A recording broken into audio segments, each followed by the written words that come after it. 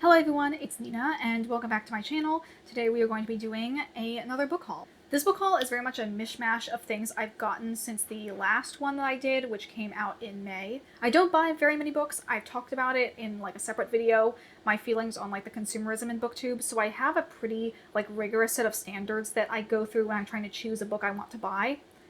I will say those standards have gotten a little lax as of late, mostly because a lot of the books in this particular haul are ones I found at my local thrift store where they're each only $1. And because they're so cheap, I feel like I can take a little bit more of a risk on if I'm actually going to like the book or not, because it's not that much of an investment. This is definitely not a huge haul by booktube standards, but at the same time, this is a lot of books for me. The giant piles like next to me are kind of a little bit overwhelming. I also am like running out of space on my bookshelves, so I'm going to need to do some type of soul searching or reorganization of some kind to make them all fit. But with that intro out of the way, let's get into the video. Starting off, I'm going to talk about the books that I've gotten new. I do have a couple books that I got from Barnes & Noble and Right Stuf. The first one on that list is Lake's Edge by Lyndall Clipstone. I read this book from my library and I really enjoyed it, and I definitely want to read the second part of the duology as soon as it comes out. And I figured if I'm going to go out of my way to buy the second part of the duology, I might as well have the first one as well to have like the complete set. I did have a little bit of a hard time finding this book at my local Barnes & Noble, so I ended up picking up this version when we were in Chicago visiting family.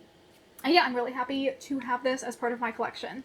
The next book on this list is A Cruel and Fated Light. This is the sequel to A Dark and Hollow Star, which I read and really enjoyed. This book is so incredibly chunky. It's only like 620 pages, but it feels a lot more than that because of how thick this book is. I got this book through a pre-order campaign that was run by Buffalo Street Books, which is an independent bookseller in, I think, like northern New York.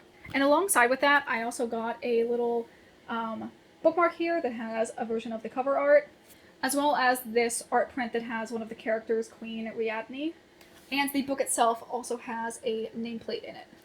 I knew I was going to continue on with the series, so I decided to do the pre-order campaign, both to support an independent bookstore as well as get the little additional goodies. But yeah, I'm excited to have this, and I hopefully will try and get to reading this before the end of the year.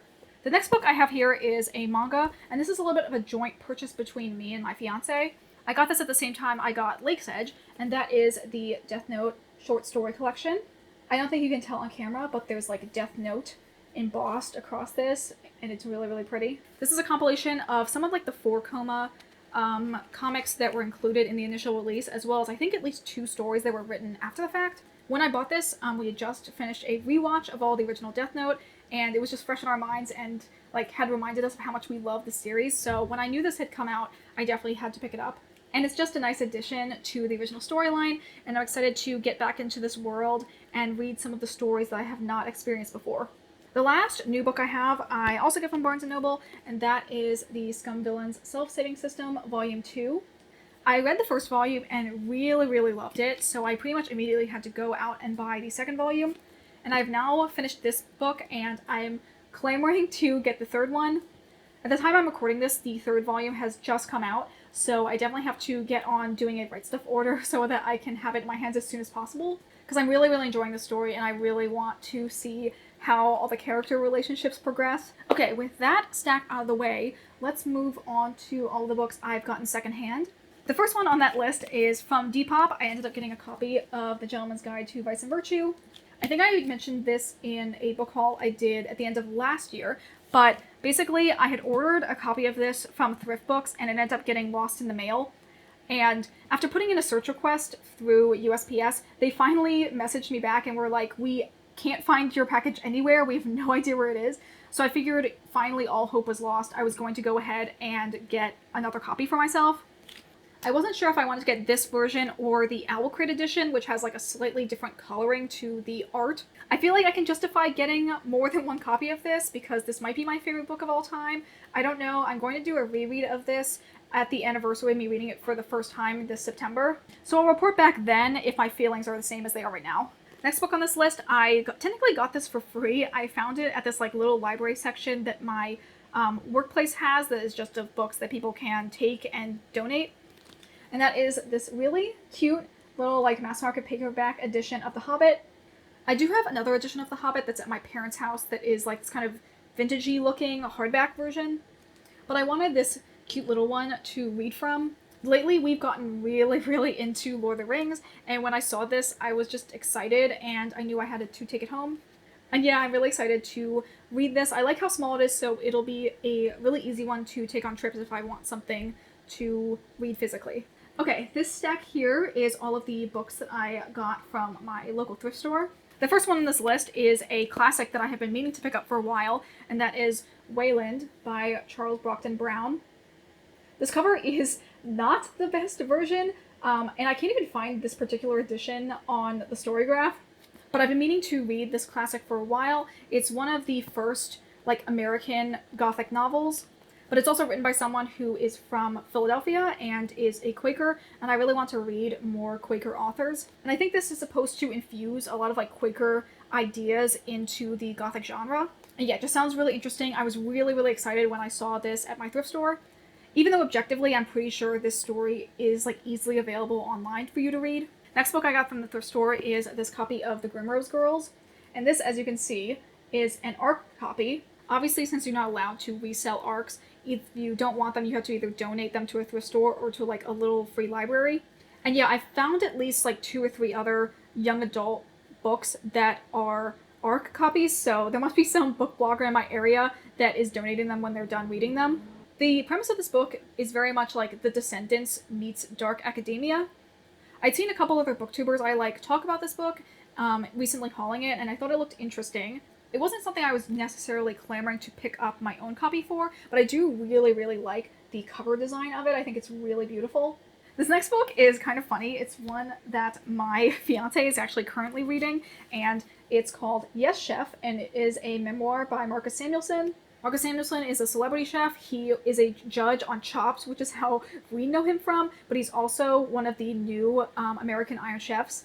And me and my fiance absolutely love Chopped, and we love Iron Chef. So when I saw this book at the thrift store, I knew I had to pick it up. I don't usually read memoirs, maybe because I'm not really necessarily connected to a lot of, like, celebrities or people that normally write memoirs.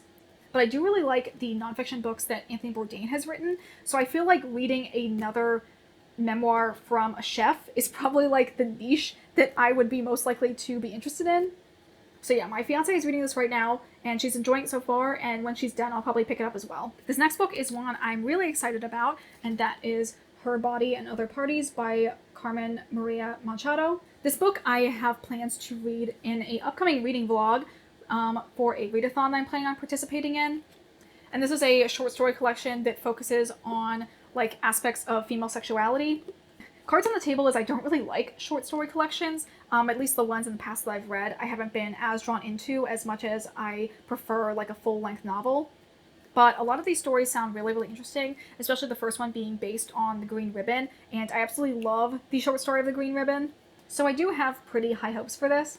And the fact that it was $1 at the thrift store, like, couldn't be, like, a better price for me to pick it up. This next one I am really interested in, and that is Confessions of a Mask by Yukio Mishima. I saw this right when I was leaving the thrift store, and I had to, like, stop and go back and pick it up because it sounds really interesting. This is apparently, like, a classic in modern Japanese fiction, and it talks about the experiences of a young queer man, like, coming to terms with his sexuality in post-war Japan. It sounds very much like my niche. One thing I also really like about this book is that the previous author, I don't know if you can tell, but he, like, dog-eared a ton of the pages. And I think there's also some sections that have been, like, highlighted and underlined. So I'm interested to see what, like, the previous owner of this book thought of it and what he, like, deemed as important. And while I was flipping through, I think I did see a couple sections that were underlined where I really liked the writing style. So this is definitely one that's really, like, intriguing to me and I'm excited to pick up. Also, this cover design is, like, kind of out of control. It's really cool, and I'm pretty sure this version I have not seen on the Storygraph. And the last book I picked up from the thrift store is Pachinko by Min Jin Lee. By the time this video goes up, I probably will be starting this book or in the middle of it, because this is the Read and Color book club pick for August. And I read Rosewater last month in preparation for the July Read and Color book club discussion. So I figured I would just continue on with the other books that I was interested in, and when I saw this at the thrift store, I decided to pick it up and see if I could read it in time for that live show. And lastly, I wanted to include 2 books that I have out from the library. I don't think this is outwardly something people say, but at the same time, I like including library books in, like, book haul videos.